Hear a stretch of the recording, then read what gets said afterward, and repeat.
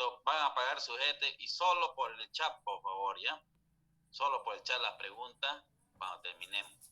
Muy bien, vamos a ver este resumen de citología que es necesario para que ustedes puedan entrar al próximo tema, que es el de citogenética. Citogenética, que es el estudio de los cromosomas. Por lo tanto, necesitamos saber, igual para genética molecular, que es el estudio de los componentes moleculares de las células que participan de la herencia. Se necesita conocer, por lo menos en rasgo bastante importantes, las partes y las funciones que tienen los componentes celulares. Entonces eso es lo que vamos a ver. Bueno, primero la citología es la rama de la biología que estudia la estructura, funcionamiento e importancia de la célula en los organismos de los seres vivos, así como su división celular, cómo se divide.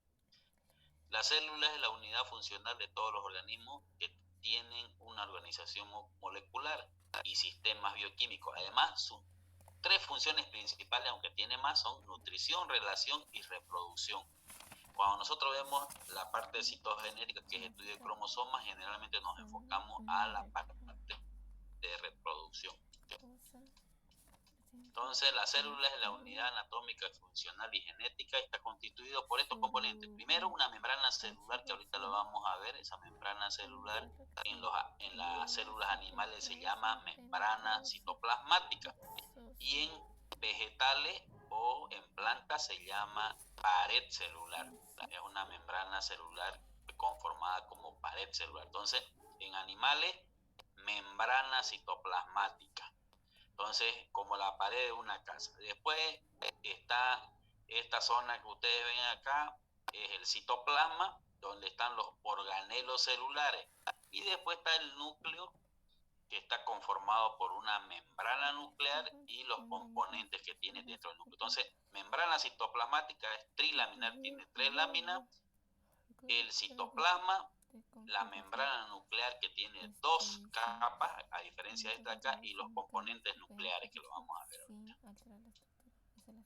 ¿Cuáles son las actividades celulares que desarrolla la célula para el organismo? Uno, almacena información genética en forma estable, produce algunas moléculas como proteínas, carbohidratos, lípidos, etcétera, produce energía para llevar a cabo actividades mediante la quema de nutrientes o descomposición de los nutrientes, principalmente los carbohidratos, que generan energía, reproducción y transferencia de su información a la progenie y adaptación a cambios en su ambiente. O sea, las células también se adaptan a el ambiente en el cual están ellos desarrollando sus actividades.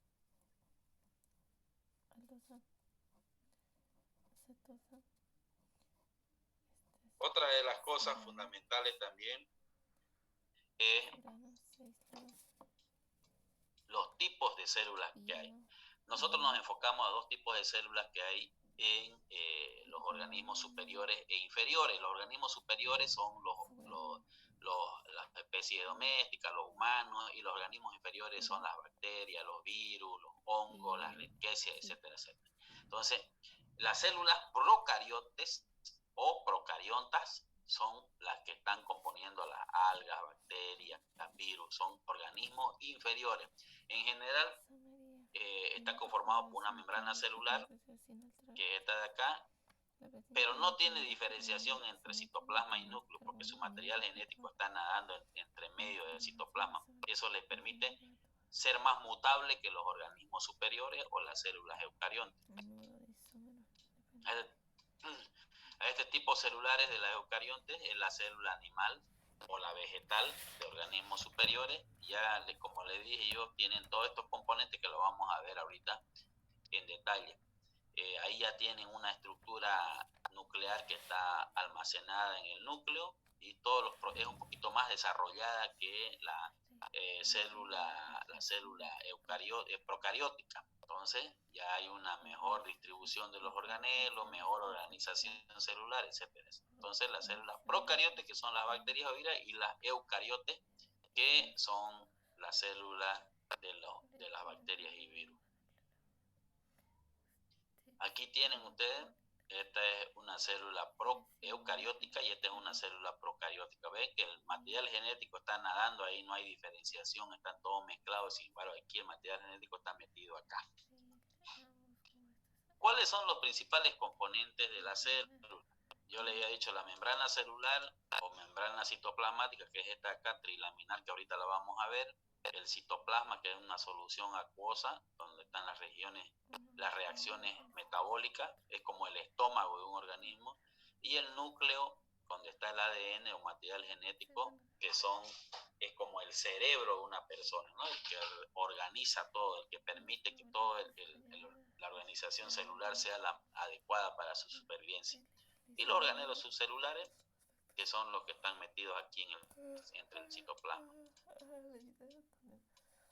Un resumen rápido de los principales organelos celulares que hacen, aunque lo vamos a ver en detalle.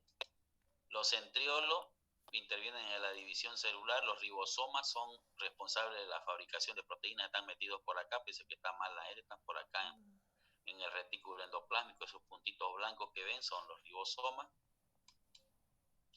Los lisosomas son vesículas donde se realiza la digestión celular, son los encargados de, como los jugos gástricos más o menos en un estómago.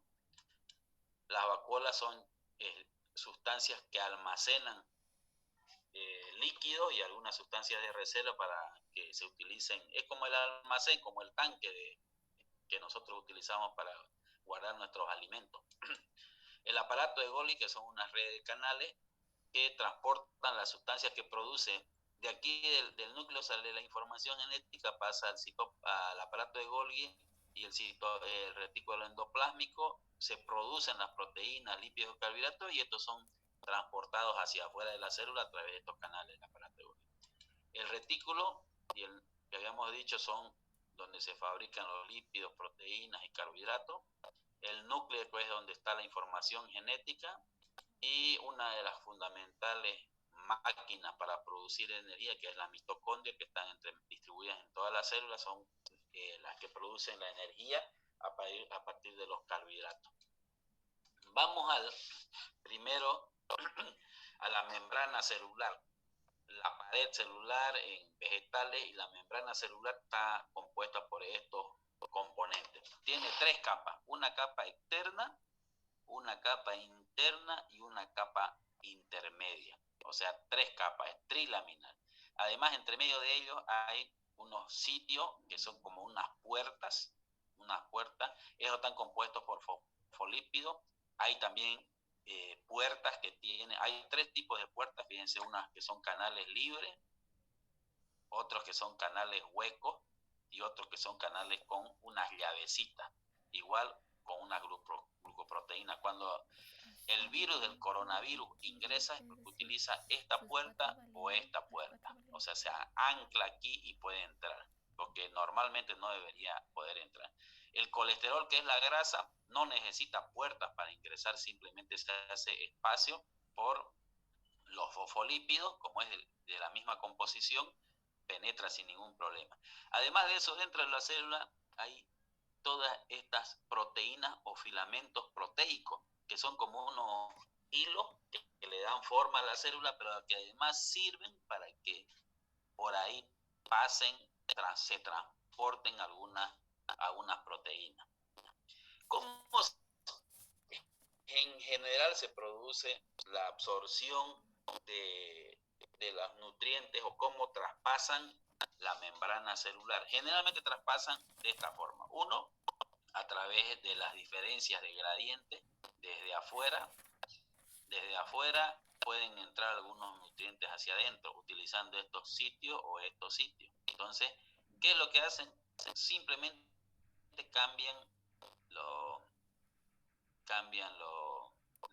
los procesos de concentración de gradiente del cloro y el sodio, o la sal común, cloruro de potasio, cloruro de sodio, perdón.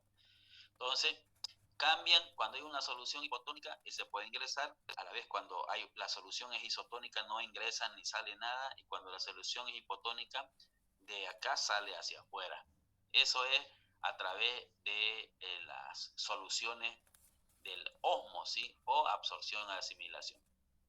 Esta es la otra forma de nutrientes que ingresan o salen de la célula, utilizando la membrana citoplasmática. Uno, hay una difusión simple, como yo les decía, el colesterol ingresa sin ningún problema, el alcohol también ingresa sin ningún problema. ¿Por qué? Porque esto está compuesto por lípidos, y al ser de la misma composición, entonces se incorporan sin ningún problema. A eso se llama difusión simple.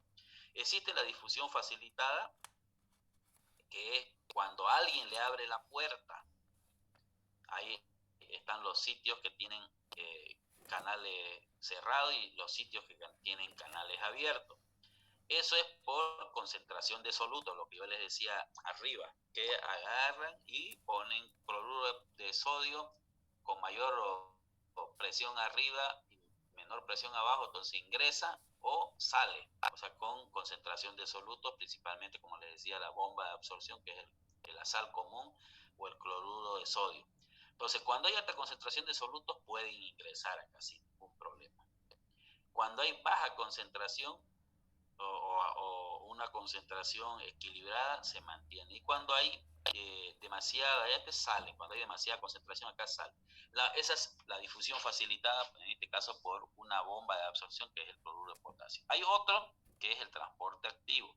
Estos tipos se llaman transporte pasivo, y este es el transporte activo cuando hay gasto de energía. La mayoría de las actividades orgánicas se producen por una utilización de energía o con gasto de energía. Por ejemplo, el ATP, que es una energía que se produce de la glucosa, nos facilita para el ingreso y salida de nutrientes. La mayoría de estos se ingresan por ese procedimiento. La nutrición celular, entonces, no solamente es a través de estos procesos de acá, que hemos visto, a través de esos procesos, no es solamente a través de esos procesos, sino que también a través de la nutrición o fagocitosis que tienen algunos componentes como los glóbulos blancos, linfocitos, leucocitos, neutrófilos, principalmente los linfocitos. Entonces, ellos también se nutren o pueden permitir el ingreso a la membrana celular de algunas sustancias, algunos virus y todas esas cuestiones a través de estos pseudóporos. Hacen la aceptación y hacen una vesícula fagocítica y se comen a este nutriente, lo utilizan de alimentación. Por ejemplo, este es un linfocito que está comiendo algunas bacterias. Entonces, el metabolismo celular es un conjunto de reacciones químicas que ocurren también, se complementan, no solamente ahí en el ingreso, sino también dentro de la mitocondria. En la mitocondria es donde se produce energía. Entonces entra la glucosa, sufre una glucólisis. En esa glucólisis, a través de un ciclo de Krebs, se producen 2 ATP que quedan almacenados y un ATP que es utilizado de energía. Entonces, todas las actividades que ustedes hacen como organismo, como pensar, como correr, como cantar, jugar fútbol, todo es originado porque la glucosa se transforma en ATP y eso es lo que le da energía, ¿no? Entonces, ese es el procedimiento a través del ciclo de Krebs en células animales y el ciclo de Kelvin en células vegetales. Entonces, ciclo de Krebs se llama en células animales y ciclo de Kelvin en células vegetales. Algunos de los sistemas que vamos a estudiar también son el sistema vacuolar citoplasmático, quiere decir lo que está metido dentro del citoplasma. ¿Cuáles son los principales componentes? Los vemos. Estos tres son los principales: el retículo endoplásmico, liso y rugoso, una extensa red formado por membranas y sacos aplanados que está alrededor del núcleo. Entonces, aquí está el núcleo y él lo está bordeando, son unos redes. Está primero el rugoso porque tiene muchos componentes que son los ribosomas, y el liso, que ya no tiene muchos ribosomas, a pesar de que tiene, pero no tiene la misma cantidad de ribosomas. Los ribosomas son unas bolitas que cuando sale el ARN mensajero se va a producir una observación, se va a producir una lectura y se va a producir la proteína, ¿no? Porque ese es el fin, producir proteína. Entonces, aquí está el retículo endoplásmico liso y rugoso, es sintetizar lípidos, esteroides, impulso nervioso también y principalmente síntesis de proteína. Entonces, aquí está el núcleo, sale el ARN mensajero y ahí lo agarran los ribosomas y lo transforman el mensaje genético en aminoácidos para proteína. El aparato de Golgi es un aparato cerca del núcleo, a veces lo rodea o está pegado al retículo endoplásmico. ¿Qué es lo que hace? Tiene dos caras, una cara receptora y una cara despachadora, son unos canales, hay una puerta de ingreso y una puerta de salida. Entonces, lo que produce el retículo endoplásmico liso y rugoso, vamos a suponer que sea una proteína, él agarra y lo capta, lo transporta y lo saca de la célula. Esa es su función del aparato de Golgi. También a veces le acomoda algunas cositas que falten, digamos, a veces necesitan unos componentes anexos, entonces él le acomoda eso. Entonces condensa en forma de gránulos la secreción del retículo endoplásmico. Intervienen en la formación de los lisosomas, en la espermiogénesis, en la formación de los espermatozoides y principalmente en la formación de carbohidratos glucocálix. O sea, los carbohidratos son formados la mayoría de las veces en el aparato de Golgi, a diferencia del retículo endoplásmico, ¿no? Este es el procedimiento mediante el cual se producen algunos nutrientes. Por ejemplo, para su cabello, para que crezca el cabello necesitan ustedes una serie de proteínas, por ejemplo la queratina. Entonces, cuando crece su cabello, la célula de su cabello está con su núcleo, con el ADN. El ADN no puede salir del núcleo porque si sale acá al citoplasma, las enzimas lo digieren, entonces utiliza al ARN mensajero. Ese ARN mensajero sale acá al retículo endoplásmico y estos ribosomas van a producir una proteína, en este caso la queratina. Esa proteína, una vez producida, va a ser transportada hacia el aparato de Golgi y se forman en unas formas de micelo. El aparato de Golgi lo almacena mejor y lo termina de formar y lo saca a través de las distintas formas de salir de la célula. Puede ser con la difusión pasiva, difusión activa, mediada, etcétera, etcétera. Lo saca para que ya se produzca el cabello con esa coloración que le da esa textura, que le da la queratina. Entonces, ese es el procedimiento que se utiliza para esta situación de las actividades de formación de algunos nutrientes.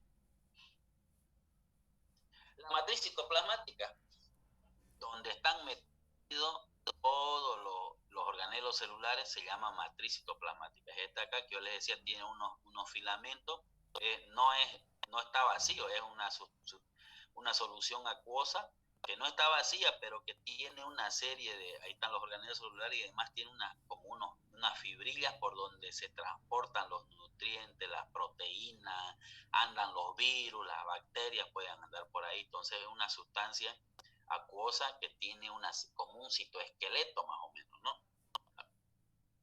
¿Cómo está compuesta? Está compuesta por enzimas solubles, proteínas, glucógenos, ribosomas, vacuolas y otras microfibrillas principalmente, y algunas estructuras llamadas organoides.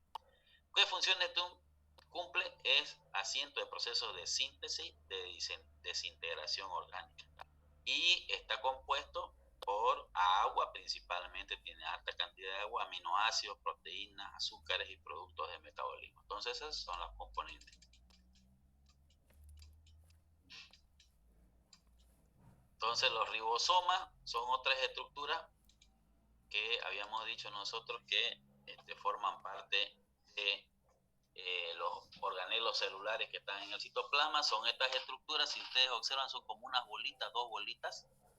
Una bolita chica se llama su unidad menor y una bolita grande, como un porotito más o menos, donde el ARN que sale del núcleo es lecturado, es leído, es como si lo atravesara por la mitad y ellos van produciendo, ellos mismos producen la proteína una vez son lecturados. Entonces está lleno, el retículo endoplásmico rugoso está lleno de los ribosomas.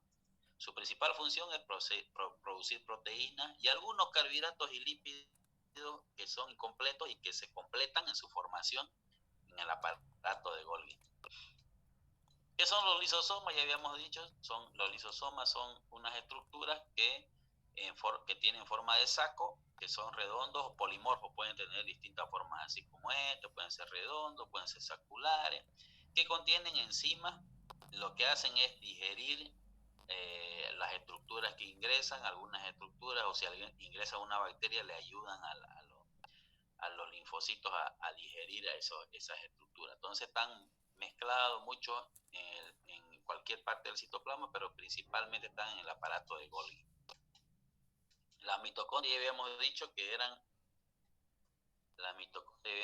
son la máquina o como el motor de la célula, donde la glucosa es destruida, se descompone y se produce ATP, ¿no? Entonces, producir ATP, que es energía para la célula. Entonces, esa es la función de la mitocondria. El núcleo, vamos al núcleo. Lo que hemos visto es membrana celular, hemos visto los organelos celulares y hemos visto el citoplasma. Ahora vámonos más adentro, al núcleo o carioplasma.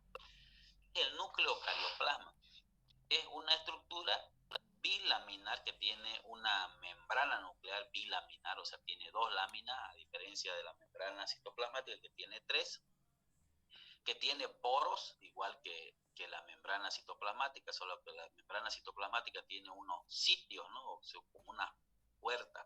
Este aquí tiene unos poros. Entonces, esos poros permiten el ingreso y salida de algunas estructuras. Dentro del ADN están las moléculas de ADN en forma de cromatina y otras estructuras como el nucleolo y otras secciones de componentes complementarios al material genético. ¿Cuál es su función del núcleo? La función del núcleo es participar en calidad de almacén del material genético y ordenar todo el proceso de metabolismo celular y reproducción celular. ¿Qué pasa con los núcleos? Siempre es un núcleo o hay varios núcleos en alguna célula. Generalmente es único, es un núcleo que está central, aunque algunas células puede estar apegado hacia la membrana celular. Y excepciones en una célula pueden ser más de un núcleo. Por ejemplo, en las células musculares, en los osteoblastos, en algunas células patológicas, en las células hepáticas, nerviosas, son binucleares, ¿no? El núcleo siempre es variable con el tamaño de la célula, pero es constante para cada especie celular, ¿no? ¿Cómo está compuesto el núcleo? Habíamos dicho, tiene estos cuatro componentes: la membrana nuclear, ahorita lo vamos a ver, tiene la cromatina nuclear, los nucleolos y el jugo nuclear.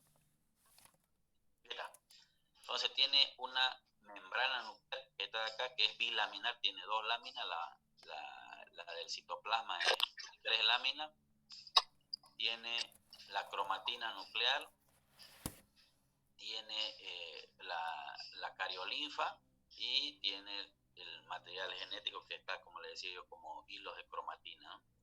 Entonces la membrana nuclear o carioteca es la línea fina, bien limitada, constituida por doble membrana, ¿no? Dos membranas. Tiene poro para intercambiar material celular entre el nucleoplasma y el citoplasma, y sus funciones son intercambio selectivo entre el núcleo y el citoplasma, aísla y garantiza la integridad de las moléculas que condicionan la herencia. O sea, la herencia está condicionada porque ahí se almacena en forma estable el material genético. ¿Cuáles son los componentes? Cromatina, formada por ADN principalmente, proteínas básicas, desoxirribonucleoproteínas y algunas estructuras anexas como proteínas histonas, etc. ¿Cuál es su función? Permitir la expresión de la información genética en la división celular. Membrana. Ay, Dios me libre. ¿Cómo no pueden? No dejan pasar clase. Che, miércoles, ya. Envoltura nuclear, membrana nuclear. Después están los cromosomas, que son estructuras nucleares visibles durante la mitosis. Tienen formas y tamaños diversos y su número siempre es constante en todas las células. Siempre es constante. Determinan las características hereditarias de las células y de los organismos. O sea, si ustedes tienen ojo verde, es porque dentro de su cromosoma está establecida una codificación que le da los ojos verdes. En el hombre siempre existen pares, 23 pares, siempre están en pares. En el hombre son 23, en el bovino son 30 pares, o sea, 60. En el equino son 32, o sea, 64. Siempre son constantes, ¿no? Siempre en las células reproductoras tienen la mitad de los cromosomas. Esta es la forma, ya lo vamos a ver mañana cuando entremos a citogenética, la forma de los cromosomas. Siempre es en forma de bastoncito, en curva, L o V ligada, así W, o una H si ustedes quieren. Están formados siempre por dos mitades longitudinales y opuestas, ahí está metido el ADN, tiene más otros componentes y siempre cuando está en forma de una H, a partir del centrómero, esta es una copia exacta del ADN que hay acá y esta es una copia exacta del ADN que hay acá. Siempre existen dos cromosomas que son pares, a eso se le llaman cromosomas diploides o cromosomas homólogos, y cuando uno es par de otro, generalmente uno es ofertado por el padre y otro es ofertado por la madre, y eso dan como resultado la combinación de características y salen las características de los hijos. Los cromosomas XY son los que determinan el sexo y se llaman cromosomas sexuales o heterocromosomas. Y siempre los cromosomas en mamíferos, XX es hembra y XY es macho, aunque hay excepciones, las vamos a ver en el transcurso del estudio de citogenética. Ahí tenemos XX, hembra y XY, ¿no? Esa es la forma como se traspasa. Finalmente, el nucleolo o el núcleo plasmosoma. Es la formación esferoide o pequeña que está dentro del núcleo. Tiene dos partes, una filamentosa y otra sin estructuras, o pars amorfa se llama, y tiene la gran mayoría de constituyentes ARN unidos a proteínas. ¿Qué es lo que hace? Ayuda en la síntesis proteica, principalmente para el ARN ribosómico, es el que funciona para hacer los componentes del ARN ribosómico. Ahí lo tienen, ese es el nucleolo. Entonces hasta ahora hemos visto membrana nuclear, nucleolo, la cromatina, y nos falta el último, que es el jugo nuclear o cariolinfa o necroplasma. Es la sustancia fundamental que está llena de espacio dejado por otras estructuras, viscoso, contiene agua, proteínas, sales y enzimas que intervienen en la síntesis de los ácidos nucleicos y las proteínas. Entonces esa es la composición de este componente. El núcleo en general tiene estos componentes: nucleoproteína, lípidos, colesterol y fosfolípidos, sodio, potasio, magnesio, calcio y algunas enzimas. Su función, como ya hemos dicho, es transmitir los caracteres hereditarios en el metabolismo, mantenimiento de la vida y principalmente almacenamiento de la información genética en forma estable, ¿no? Hay algunas propiedades que tienen las células, aparte de las que ya hemos visto. Uno es la absorción y asimilación, que es la pinocitosis, que es un proceso que yo les decía que se llama endocitosis con fagocitosis, pinocitosis y receptores mediados por endocitosis. Uno, por ejemplo, se apega a una bacteria, se forma una vesícula y esa vesícula entra.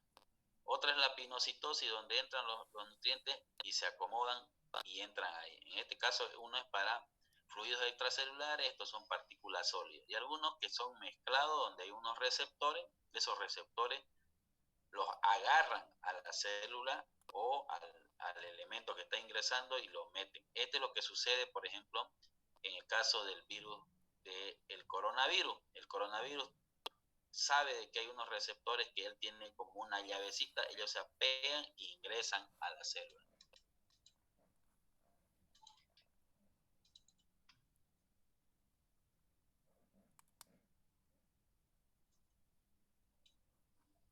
También hay el amiloidismo, que es una propiedad de donde la célula puede moverse a través de unas estructuras anexas que tiene en su membrana citoplasmática, o un pseudópodo, y que se separan y se contactan entre ellos.